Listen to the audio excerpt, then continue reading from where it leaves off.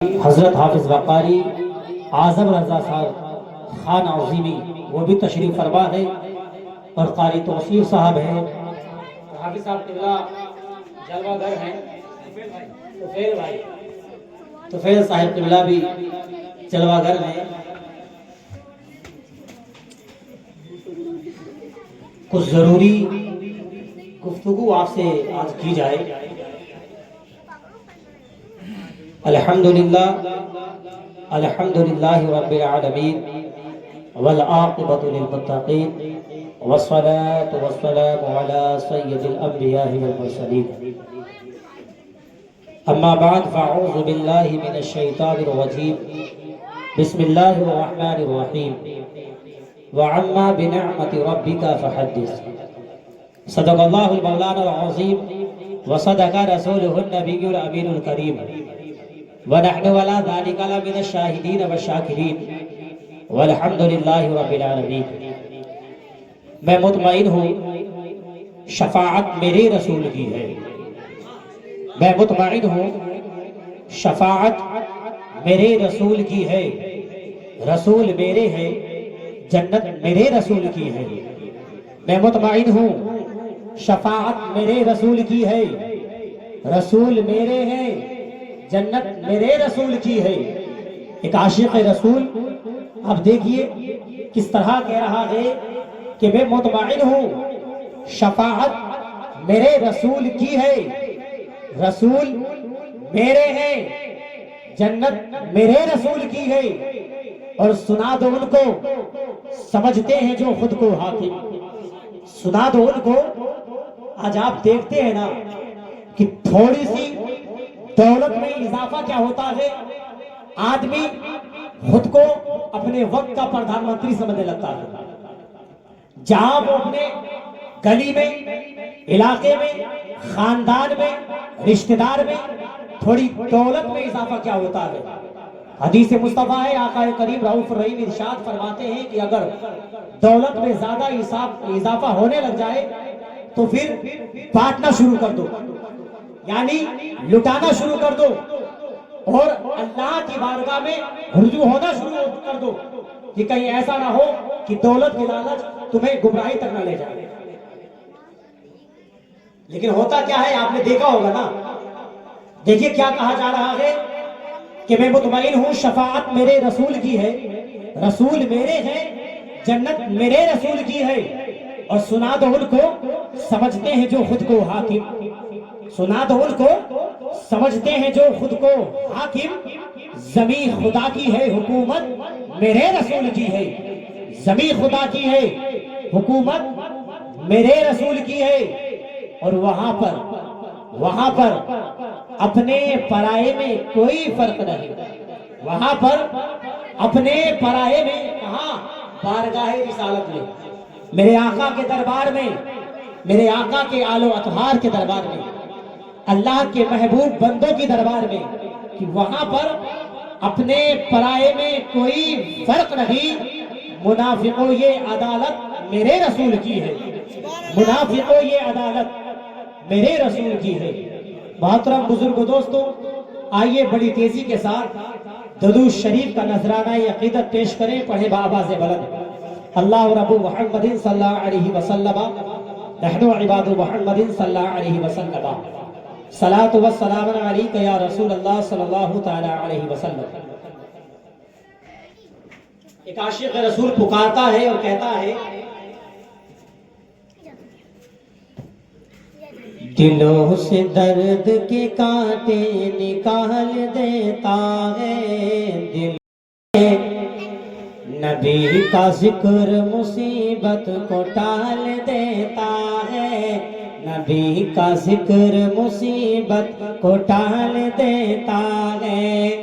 दिलों से दर्द के कांटे निकाल देता है। नबी का जिक्र मुसीबत को टाल देता है। मैं कादरी हूँ, मेरा पीर गौसे आज़म है। मैं कादरी हूँ, मेरा पीर गौसे आज़म है। लहद से मुर्दे को जिंदा निकाल देता है, लहद से मुर्दे को जिंदा निकाल देता है। अल्लाहुम्मा सल्ली अला सय्यिदना शफीअना हबीबना करीमना मौलाना मोहम्मद सल्लल्लाहु अलैहि या रसूल अल्लाह सल्लल्लाहु तआला अलैहि वसल्लम। अल्लाह रब्बुल इज्जत कुरान अज़ीम में इरशाद फरमा रहा है, व अम्मा बिनिअमति रब्बिका फहद्दिस, और अपने रब की नेमतों का खूब चर्चा, और अपने रब की नेमतों का खूब चर्चा। अब आप फिक्र के साथ सुनिए कि अपने रब की नेमतों का खूब चर्चा करो। आला हजरत अजीमुल बरकत शाह इमाम अहमद रजा खान फाज़िल बरेलवी रहमतुल्लाह अलैह, आपसे पूछा गया कि आला हजरत इमाम अहमद रजा खान साहब किस मिलाद का कुरान अज़ीम से कोई दलील सबूत पेश किया जाए। तो सरकार आला हजरत ने इसी आयत को पेश किया और फरमाया कि रब फरमा रहा है, वअम्मा बिनिअमति रब्बिका फहद्दिस, और अपने रब की नेमतों का खूब चर्चा करो। आपने फरमाया कि आप मुझे बताएं कि रब की नेमतों में से क्या रसूल आज़म सल्लल्लाहु तआला अलैहि वसल्लम रब की नेमत है या नहीं। और आपको कहना पड़ेगा हजरत कि रब की नेमत भी, और नेमत अजीम यानी इतनी बड़ी नेमत जो अल्लाह की तरफ से सबसे बड़ी नेमत, सबसे बड़ी नेमत, और इसी नेमत के चर्चे को मिलादे मुस्तफा कहा जाता है। इसी नेमत के चर्चे को मिलादे मुस्तफा कहा जाता है। लेकिन इतना काफी नहीं, आज बताने का मकसद यह है कि आज हमारे सामने गौसे आजम की जब करामत बयान की जाती है तो हमारी अक्ल हैरान हो जाती है। दिल कुछ और कहता है, दिमाग कुछ और कहता है, जबान कुछ और कहती है। जब अल्लाह वालों के ताल्लुक से कोई गुफ्तगू की जाती है, कोई करामत, कोई वाजो नसीहत जब आपके सामने की जाती है तो दिलो दिमाग मुतमईन नहीं होता है। जब आकाए करीम रऊफ रहीम सल्लल्लाहु तआला अलैहि वसल्लम के ताल्लुक से जब आपकी शान में कुछ अशार पेश किए जाते हैं तो बहुत से लोगों को हजम नहीं होता। जब नबी अलैहिस्सलातो वस्सलाम की तारीफ की जाती है तो बहुत से लोग मुतमईन नहीं हो पाते। बहुत से लोग की अक्ल काम करना बंद कर देती है। मेरा एक मशवरा है, वो मशवरा ये कि जब मिसाल के तौर पर मैं आपसे बताऊं कि जब और इलाके के डॉक्टर लाइलाज कर देते हैं उसको, तो बताने वाले बताते हैं कि इसे बड़े हॉस्पिटल में लेके जाओ, यानी ऐसे हॉस्पिटल में लेके जाओ कि जहां इसका इलाज हो जाए। लेकिन जब बात बड़े अस्पताल की होती है तो हम और आप ये कहते हुए नजर आते हैं कि खुद अकेले मत जाना, एक ऐसा बंदा साथ ले लेना जो आपकी इस्लाह करते रहे। उसे मालूम होना चाहिए कि कहां पर इमरजेंसी वार्ड है, कहां पर गैर इमरजेंसी है, कहां पर कितना नंबर कमरा है, कहां पर डॉक्टर बैठते हैं, कहां पर डॉक्टर से अगर कुछ जरूरी बात पूछनी हो तो कहां पूछा जाएगा, कहां पर क्या नाम है हाजत पूरी करनी है, कहां पर आराम करना है कहा जाता है।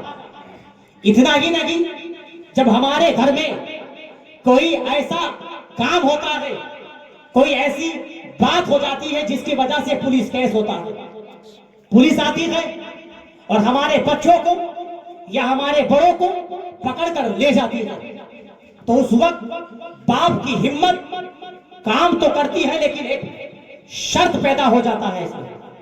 एक मां रोती है, गिड़गिड़ाती है, लेकिन एक बात पैदा होती है, वो अपने शौहर से कहती है कि अकेले मत जाना, अपने भाई से कहती है, परिवार से कहा जाता है, जिसे पकड़ा गया है उसके परिवार से कहा जाता है कि अकेले मत जाना, एक ऐसे दमदार बंदे को ले जा, एक ऐसे पावरफुल बंदे को ले जा जिसकी शोहरत है, जिसके पास ताकत है, जिसके पास दौलत है, या जिसके पास कानून सोचने समझने की सलाहियत है, ताकि हमारा बच्चा जाते ही जब वहां पहुंचे तो हमारी बातों को सुना जाए और हम अपने बच्चे को रिहाई करवाकर घर लेकर आए।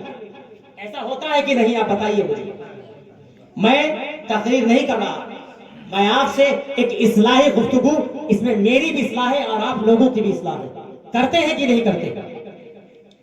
जब हमें कोर्ट का मामला पेश आता है तो कोर्ट जाने से पहले हम या तो वकील के पास बैठते हैं या वकील के साथ रहने वाले, जो उसका क्या नाम है, चपरासी होता है, उसके साथ रहता है, उसके पास बैठते हैं और कोर्ट के मामलात को जानते हैं कि वहां जाकर कैसे गुफ्तगू करनी है, कैसे बैठना है।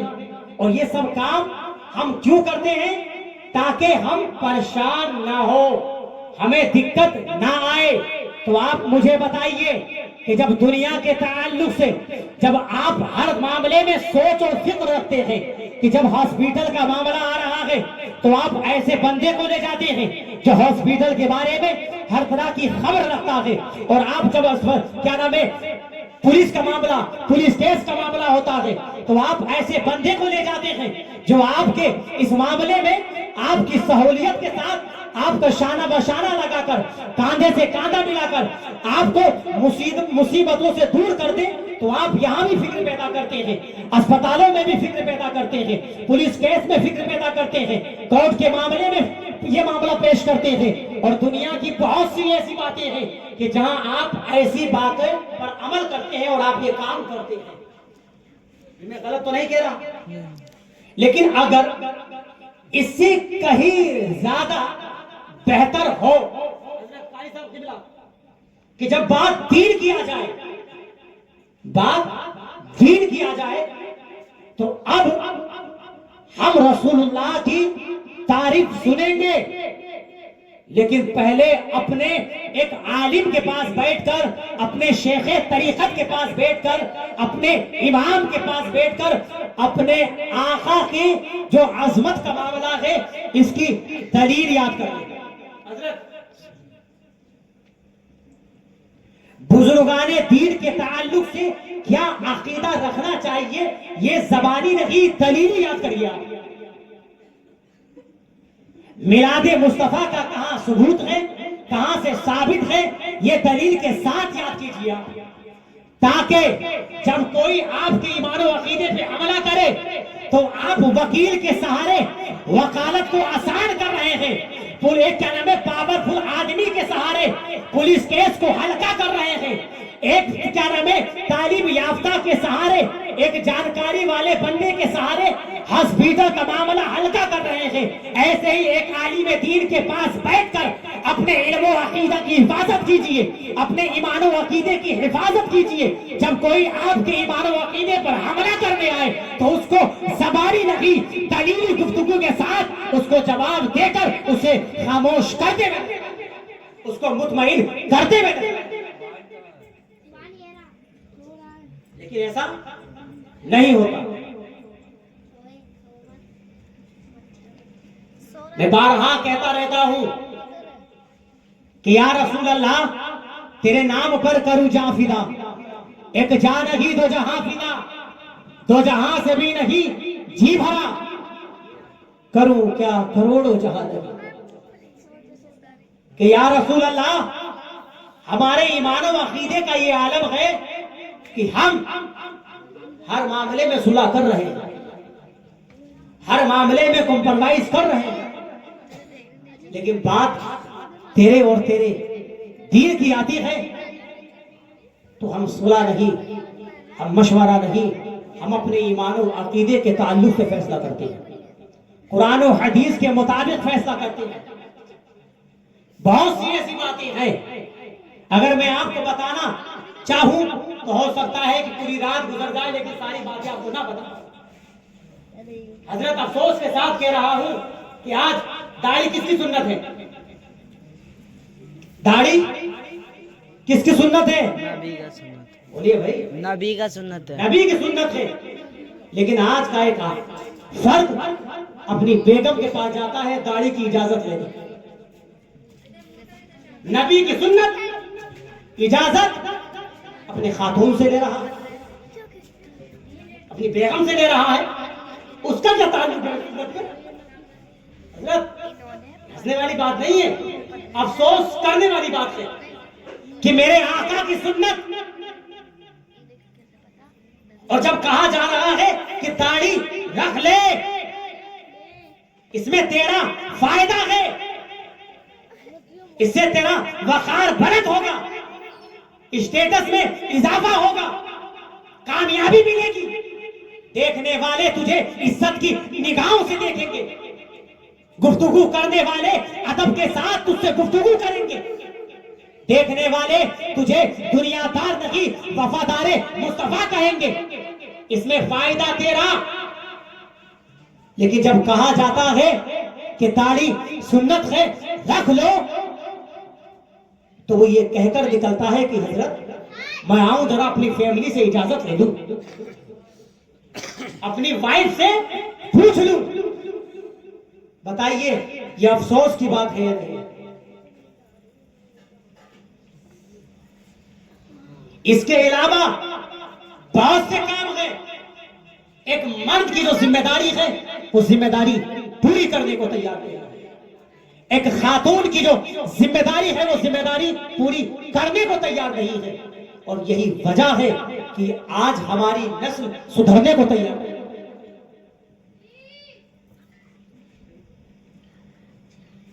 आपको कहीं जाने की जरूरत नहीं है।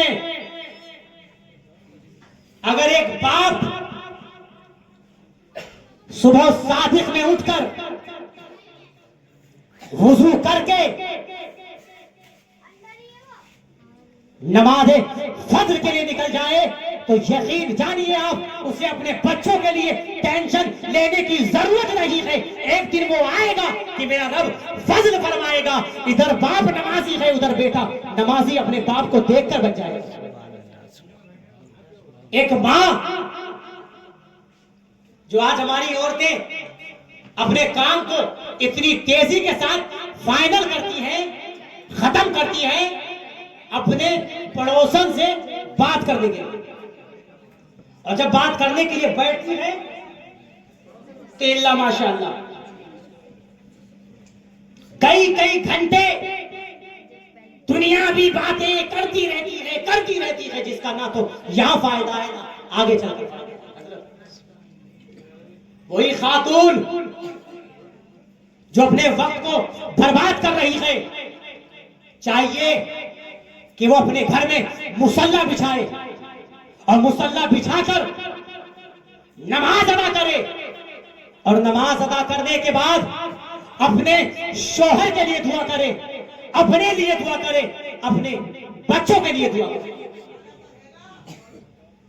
अफसोस के साथ कह रहा हूं कि आज हमारे घर में गाना सुनने वाले मौजूद हैं, नाचने वाले मौजूद हैं, डीजे लगवाने वाले मौजूद हैं, बेवजह का खर्च करने वाले मौजूद हैं, लेकिन हमारे घर में कुरान की तिलावत करने वाला नहीं है। हमारे घर में पंजगाना वक्त मुकम्मल जिम्मेदारी के साथ अदा करने वाला नहीं है, रब को राजी करने वाला नहीं है। हमारे घर में कोई अल्लाह रसूल को राजी करने वाला नहीं है। और जब मुसीबतों का पहाड़ टूटता है तो हाय पीर साहब, हाय इमाम साहब और मुफ्ती साहब, तो ऐसा ताबीज बना दीजिए कि एक ही ताबीज में नस्ल दर नस्ल वली पैदा हो। कितने अफसोस की बात है। जिम्मेदारी उठाइए। अगर आज जिम्मेदारी नहीं उठाएंगे आप, और एक बात और कि आज जिस तरीके से हमारी कौम अपने उलमा से दूर होती नजर आ रही है, सूफिया से दूर होती नजर आ रही है, ऐसा महसूस हो रहा है कि आने वाले वक्त में कहीं ऐसा ना हो कि सही आलिम ढूंढने से ना मिले, सही पीर ढूंढने से ना मिले। जिम्मेदारी से काम लीजिए, समझिए अपने वकार को, अपने स्टेटस के बारे में सोचिए कुछ। आज हम फिक्र पैदा करते हैं कि हमें हमारे इलाके में, हमारी गली में सबसे मोतबर कहा जाए, सबसे ज्यादा इज्जतदार कहा जाए, सबसे ज्यादा शोहरत वाला कहा जाए, हमें अरबों पति कहा जाए, करोड़पति कहा जाए। क्या करोगे इन दौलत का? कहां ले जाओगे इन दौलत को? दुनिया की इज्जत अगर तुम्हें मिल भी गई तो इस इज्जत का करोगे क्या? तुम्हें 4000 लोगों ने जान लिया, उस जानने का फायदा क्या? अगर फिक्र पैदा करना है तो ये फिक्र पैदा कीजिए कि लोग हमें गुलाम मुस्तफा से याद करें। अगर हम जिस समाज में बैठे, जिन लोगों में बैठे, हमें इज्जत की निगाहों से देखा जाए। जहां हम बैठे हमें हमारी पहचान इस नाम से हो कि ये बंदा वफादार मुस्तफा है, आशिक है मुस्तफा है, ये गौसे आजम का चाहने वाला है, गरीब नवाज का चाहने वाला है। लेकिन आपकी फिक्र है कि हमें क्या नाम है, मकान मालिक कहा जाए, हमें गाड़ी वाला कहा जाए, हमें जो है इज्जतदार कहा जाए, हमें पैसे वाला कहा जाए, हमें सेठ साहब कहा जाए, सेठ साहब। सुनिए,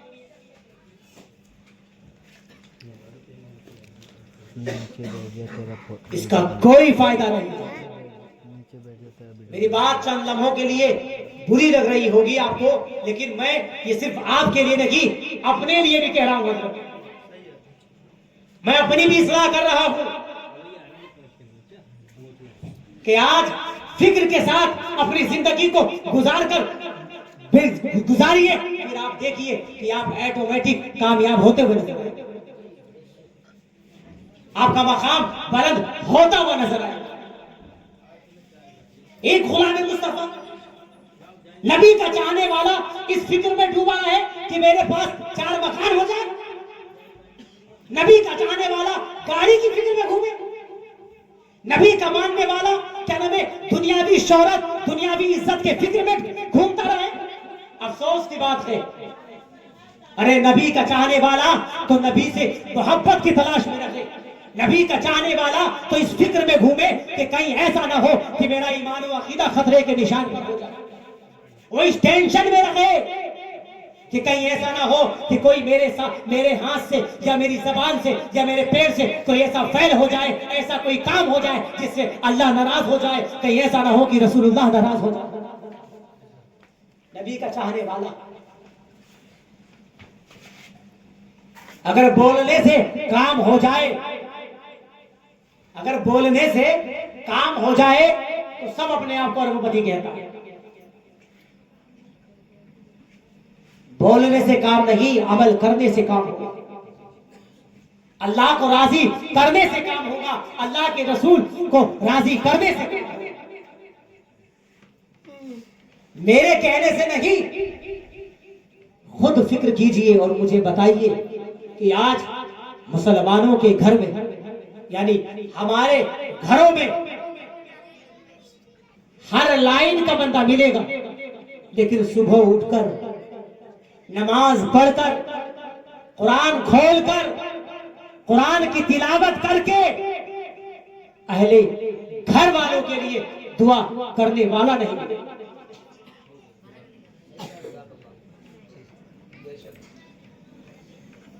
समझिए इस बात, ये सिर्फ मेरा फायदा नहीं है,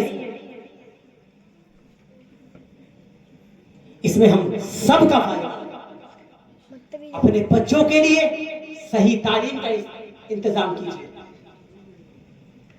आपको मना नहीं किया जा रहा है, दुनियावी तालीम भी हालात के हिसाब से जरूरी है हजरत।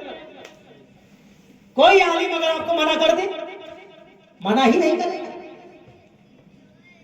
लेकिन वो मजबूर हो जाता है आपको बताने के लिए कि जब आपने अपने बच्चे को डॉक्टर बनाना चाहा, प्रोफेसर, इंजीनियर, वकील बनाना चाहा, तो उसे दीन से पैदल कर दिया। उसे दीन से ऐसा पैदल कर दिया, ऐसा पैदल कर दिया कि लाखों लोगों की वकालत कर कर हल मामला कर दिया। लेकिन जब बात आ गई फजर की नमाज की, तो नियत गोल, नियत तक मालूम नहीं है।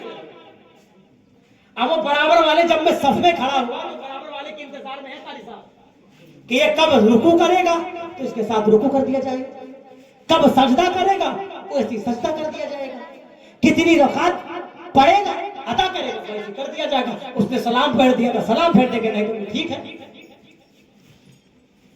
इतना पैदल कर दिया। अपने बच्चों के लिए सबसे पहले दीन की सही तालीम का इंतजाम कीजिए, ताकि आपका बच्चा कुरान अज़ीम सुबह सादिक में उठकर नमाज अदा कर कर तिलावत कर सके, अपनी इस्लाह कर सके, अपने घर वालों की इस्लाह कर सके। इतनी तालीम अपने बच्चों को दीजिए कम से कम कि आपका बच्चा अगर उर्दू की जानकारी हासिल कर लेगा तो उर्दू की किताबों को खोलकर मसले मसाइल को हल करता हुआ नजर आएगा, अपनी भी इस्लाह करेगा, अहले खानदान की इस्लाह करेगा।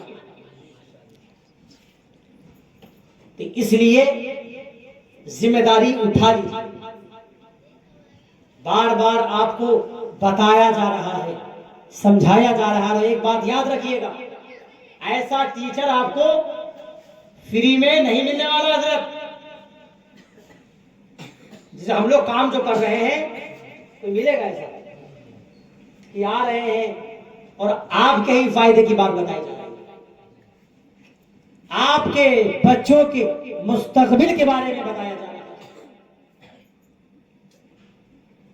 आलिम अपनी जिम्मेदारी को पूरी कर रहे हैं, आपको बता रहे हैं। एक मस्जिद का इमाम रह रहकर आपको बता रहा है, आप जिम्मेदारी उठाइए और उठाने के बाद चंद दिन जिम्मेदारी के साथ चलिए, आपको ऑटोमेटिक ऐसा लगने लगेगा कि वाकई हम पहले गलती पर थे, आज हम सही रास्ते पर। इन बातों पर आप अमल कीजिए, इंशाअल्लाह रहमान, अल्लाह उसके रसूल ने चाहा फिर जिंदगी सलामत रही तो आपसे मुलाकात फिर होगी।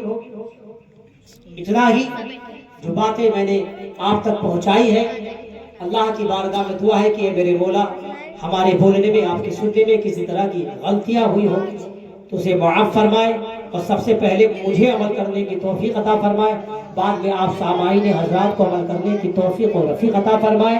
शहरे नबी पहुंचा तो किस्मत बदल गई, शहरे नबी पहुंचा तो किस्मत बदल गई, दुनिया के तख्तो ताज की चाहत बदल गई।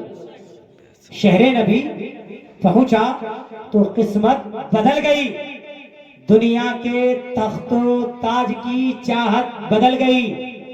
महबूबे रब से मांगने जन्नत गया था मैं, महबूबे रब से मांगने जन्नत गया था मैं, मैंने मदीना देखा तो नीयत बदल गई, मैंने मदीना देखा तो नीयत बदल गई।